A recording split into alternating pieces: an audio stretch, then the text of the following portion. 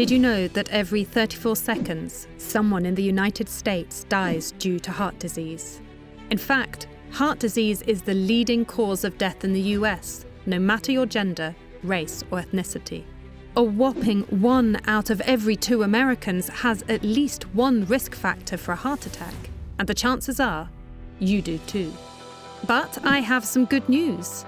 80% of premature heart attacks are preventable. That's right, you can prevent a heart attack, and one of the easiest ways to do this is by simply opening your fridge. Today I'm going to tell you exactly what you can eat to prevent heart disease. And make sure you watch to the end to see the food that will lower your risk of heart disease by over 50%. Number 1, flaxseed. These tiny seeds may only be 5 millimeters in length, but they pack a surprising punch given their size. Listen to what Mayo Clinic dietitian nutritionist Catherine Zaratsky has to say about their benefits. Flax seeds are a great source of fiber, and fiber can be beneficial in helping reduce our overall cholesterol level. I know this all sounds great, but what does this have to do with heart disease? Well, too much cholesterol can cause atherosclerosis, which can in turn lead to a heart attack. I hear you. What? This is just a fancy name for the thickening of your arteries caused by a buildup of plaque. Let me break it down for you. Your arteries are important because they carry oxygen-rich blood to your heart, which allows it to function properly. But when plaque builds up in your arteries because of high cholesterol, this restricts the flow of blood to your heart. And over time, this can cause a heart attack. Studies have shown that consuming flax seeds regularly can reduce your levels of cholesterol, therefore lowering your risk of developing atherosclerosis and potentially preventing a heart attack. Pretty impressive for something so tiny, right? Number 2, extra virgin olive oil. This might seem like it goes against conventional wisdom. After all, most people have probably told you to consume less oil, not more. But not all oils are created equally. While you should definitely avoid some oils like palm oil or shortening, others actually have major health benefits.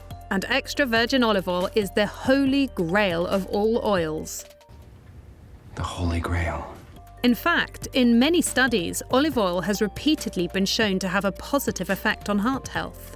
A recent study published in the Journal of the American College of Cardiology, for instance, looked at questionnaires completed by approximately 60,000 women and 30,000 men over the course of 28 years to determine the effect of olive oil consumption on heart disease. The results were pretty stellar.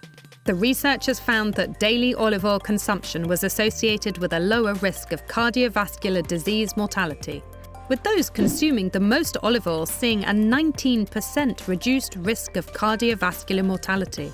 This was true even after adjusting for other diet factors and socio-economic status. Former cardiac surgeon Dr. Gundry talks about another study that looked at the effects of olive oil on heart health. In Spain, 65-year-old people were divided into 3 groups and followed for 5 years to see what happened to their memory. They all ate a Mediterranean diet. Group 1 had to use a liter of olive oil per week. That's 12 to 14 tablespoons a day. The second group had to eat the equivalent calories in walnuts, and the third group had to have a low-fat diet. In the study, Dr. Gundry mentions consuming olive oil regularly was associated with less heart disease. Pretty cool, right?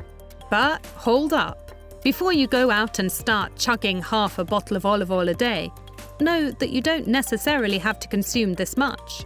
According to that study in the Journal of the American College of Cardiology, even just a little over half a tablespoon per day can have benefits. Number 3, quinoa.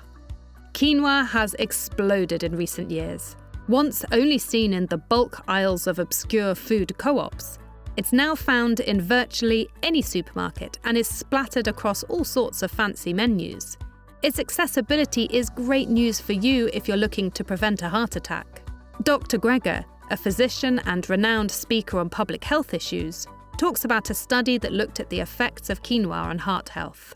This is the kind of study I wanted to see, a randomized controlled trial, and about a cup a day of cook quinoa for 12 weeks led to a 36% drop in triglycerides. I mean, that's comparable to what one gets, with triglyceride-lowering drugs or, high-dose fish oil supplements.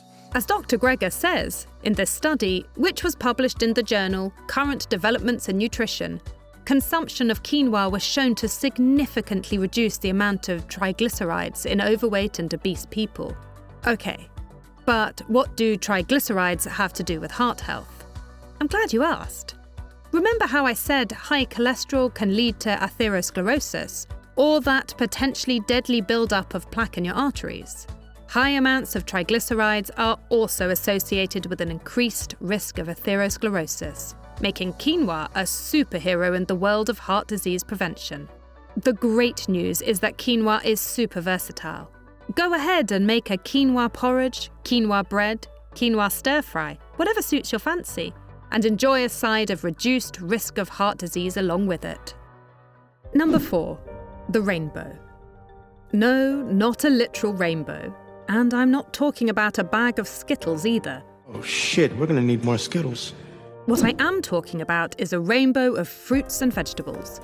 The vibrant red of an apple or jade green of a stalk of kale isn't just for show. In fact, the colours indicate the presence of phytonutrients.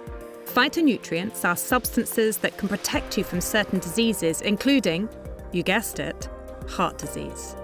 And while you should be eating a variety of colours, there's one rainbow strand that rules them all when it comes to heart disease. Clinical dietitian Katie Gadice lets us in on this little secret. Red foods are disease-fighting foods. They protect against heart disease, cancer, and even stroke.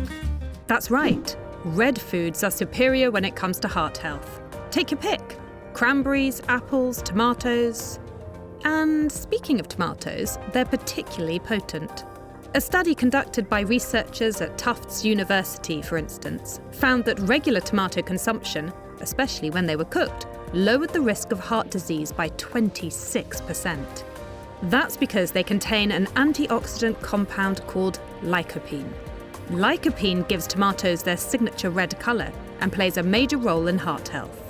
Again, you shouldn't just eat red foods, because other coloured fruits and vegetables have powerful heart disease-fighting properties as well. But if you had to choose a piece of the rainbow for heart disease prevention, I'd go with red all the way. Number 5. Veggie burgers. Let me clarify. I'm not suggesting that you'll improve your heart health by eating a veggie burger alongside a double cheeseburger.